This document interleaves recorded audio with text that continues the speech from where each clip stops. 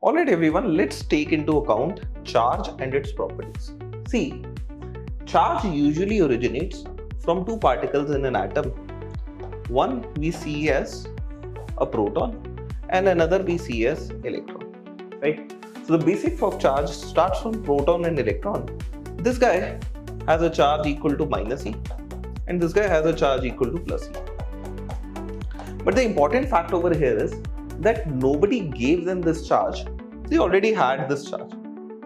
So charge is nothing which can be created externally. Charge is an inherent property of matter. It was already there with matter. We are just exploring different properties of charge. And because of these charges, they experience electromagnetic forces.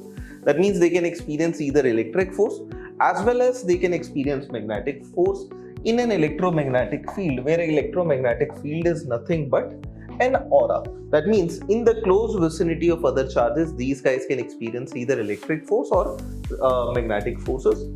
And simplest put forward, if there are like charges, they are going to repel each other with forces.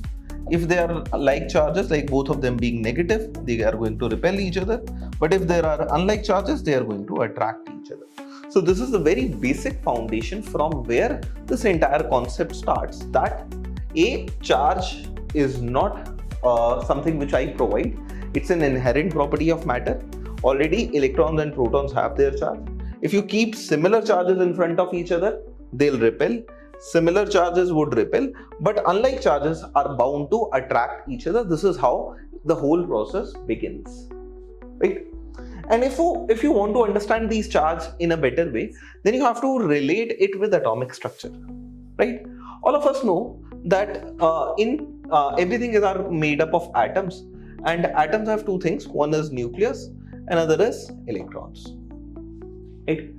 Nucleus is in the middle, electrons spin around it. Nucleus has three particles, namely protons, neutrons and electrons, right? Electrons are represented with E, protons with P, neutrons with N. Neutron have no charge, so charge is 0. Electron has minus E, protons have plus E. Where E, that is the value of charge on a proton as well as an electron, is 1.6 into 10 to the power minus 19 coulomb, right? So the origin of charge actually starts from proton and neutrons in a setup, right?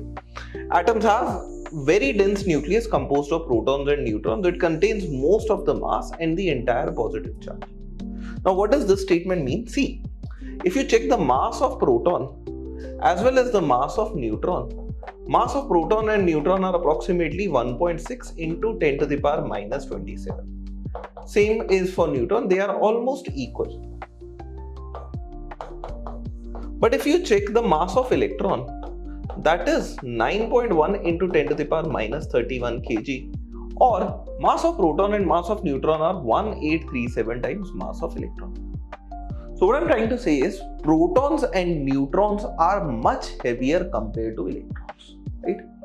If electrons have very little mass and protons and neutrons have most of the mass, so most of the mass of an atom is lying inside nucleus. And all protons also lie inside the nucleus. So all positive charge is also there inside the nucleus. Agreed? And electrons spin around it. So protons and neutrons have similar masses, which are this, while electrons are much lighter and orbit around nucleus. Hence, atom has dense nucleus composed of protons and neutrons. It contains most of the mass and the entire positive charge. Electrons do possess very little mass, right? But the entire negative charge, and these electrons basically spin around the nucleus in the fashion as we have shared it out, right? So if you see protons and neutrons inside nucleus, they have all positive charge and most of the mass. Electrons spin around the nucleus, they have entire negative charge around the nucleus and very little mass. Alright, this is some of the key introduction to charge. Now, let's see some more sections in the next part.